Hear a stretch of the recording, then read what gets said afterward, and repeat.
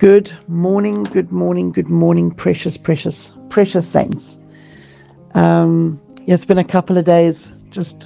I've been at work very, very early for the last couple of days, so I haven't really had the opportunity or the time to share.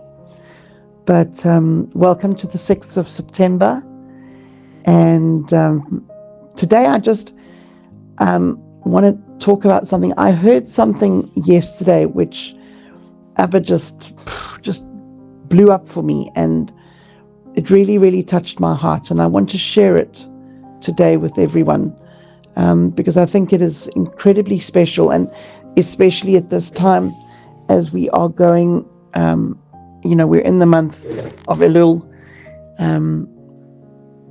I think it is quite apt. So, if you would. If you want to, you can join me in Mark 5. We're going to read from verse 25 to 34. And I'm going to read it out from the complete Jewish Bible. Among them was a woman who had had a hemorrhage for 12 years. And had suffered a great deal under many physicians.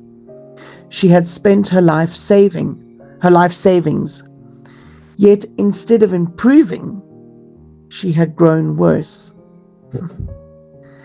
She had heard about Yeshua, so she came up behind him in the crowd and touched his robe, for she had said, "If I touch even his clothes, I will be healed." Instantly, the hemorrhaging stopped, and she felt in her body that she had been healed from the disease. At the same time, Yeshua, aware that power had gone out of him, turned around in the crowd and asked, "Who touched my clothes?" His Talmidim, his disciples, responded, "You see the people pressing in on you, and you still ask, 'Who touched me?'" But he kept looking around to see who had done it. The woman, frightened and trembling because she knew what had happened to her, came and fell down in front of him and told him the whole truth. "Daughter," he said to her, "your trust has healed you. Go in peace and be healed of your disease." Now, I've always looked at that as just a physical healing. Sure. But, the woman with the issue of blood for 12 years, that she suffered and she struggled. And she went to see every doctor and every person who gave some glimmer of hope for her healing. She spent absolutely everything that she had. She gave everything that she had to, let's face it, false promises. She'd nothing left. She'd given it all. She'd given it all away in the hope of being made whole again. Now, here's the thing. Like I said before, I've always looked at that verse as being physical healing. But it's so much more. It's not only about physical healing. It's about any issues that we battle, anything that we ourselves are struggling with, any feelings, thoughts, fears, anything that is stealing from us, anything that is taking from us. So, for instance, here's the question. What is your flow of blood? What is your issue? What is it that you have been battling with for 6, 12, 24 years? I don't know, more or less, whatever. How long? Doesn't matter how long. And again, I'm not only speaking of physical ailments, but I'm speaking of emotional, mental, whether addictions, bad habits, or choices, bad choices. What is it that you have tried to stop? What and who have you gone to help you try and stop it? But as with the lady with the flow of blood, there's only one place. There's only one place that we can go. There's only one person who can heal and who can stop that flow of blood from our lives. How desperate are we to stop that flow of blood? And I want you to think about something else here as well. There is life in the blood. We see that in Leviticus 17 verse 11. That life is in the flesh. So whatever your issue is, whatever your flow of blood is, it is slowly taking away and stealing from your life, because you are losing life. There is life in the blood. And if you are hemorrhaging, you are losing life. You're losing the life for which Yeshua paid for. The life of abundance that he came to give us, as we see in John 10:10. Whatever issue it is that we're struggling with is taking away from the abundant life that Yeshua came to give us. So what is the flow of blood in your life that can only be healed by one touch?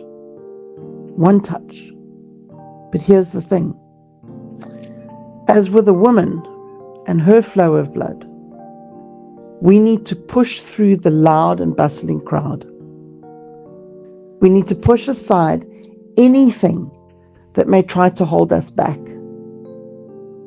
Knowing, and I mean knowing with an absolute trust, that if we could just touch, just lay our hands on the hem of his garment, just touch him, that we would be healed. We would be set free and released. And once again, that we'd be able to live the full life for which he paid. So now comes the question: how desperate are we to have our flow of blood stopped? How desperate are we to start living the full life that Yeshua paid for? How desperate are we? We've got to push through that crowd. We've got to push through. We've got to push through that bustling, loud crowd. And how I see that is that, how desperate are we? Are we going to push past our pride? Because some of us don't want the rest of the world to know that we've got issues. So we won't push past the crowd because we're too proud. Or maybe it's embarrassment. Maybe we're too embarrassed to let the world know that we have issues. So we're not going to push past the crowd because we're just too embarrassed. Or maybe our reputation is of too much importance, and so we're not prepared to tarnish our reputation. So we're not going to push past that crowd. How desperate are we? How desperate are we to have our flow of blood stopped?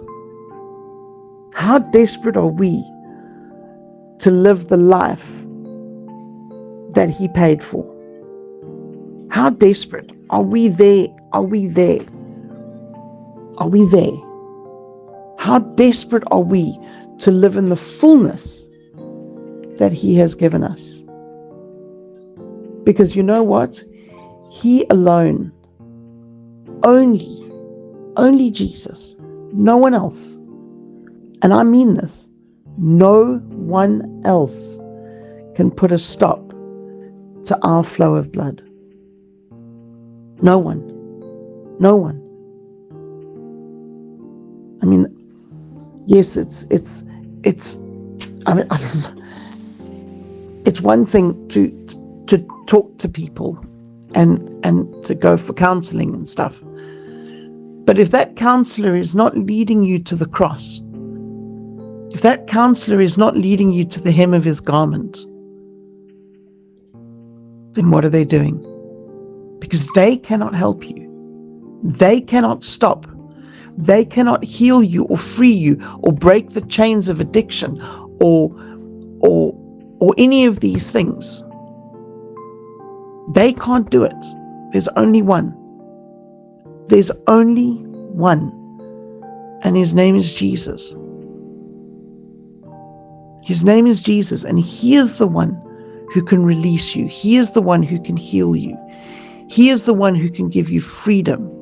He is the one who can break every chain that might have held on to you for the last however many years. But there is nothing that he cannot do. He can release you from every bondage. He can heal you from every flow of blood. He can set you free from every issue or addiction. But only he can do it. So if you're going for counseling and you're speaking to people and whatever, and they are not leading you to the cross or leading you to the hem of his garment, I'm going to encourage you to reconsider and to find somebody who is going to lead you to the hem of his garment, because he is the only one. Become desperate. Throw away your pride, throw away your reputation. Don't be embarrassed. Don't be embarrassed. The life that he paid for us is available. It's available to every single one of us. But we need to push through. We need to push through. Remember, he says we're to pick up our cross and to follow him. We're to pick up our cross and to follow him. We're not to have and to be worried about our reputation. We are to die. We are to die, and then he can live. I want to encourage you today to push through the crowd. Push through the crowd. Touch that hem of his garment and be healed, set free, released of any of your flow of blood. Anything that is your flow of blood. Sure, he is so good. He is so good, and he is so precious. And I know that this has blessed me tremendously. I hope it's blessed you, and we will share again soon. But until we do, keep those wicks trimmed, those lamps full, and be blessed. And remember to always be a blessing.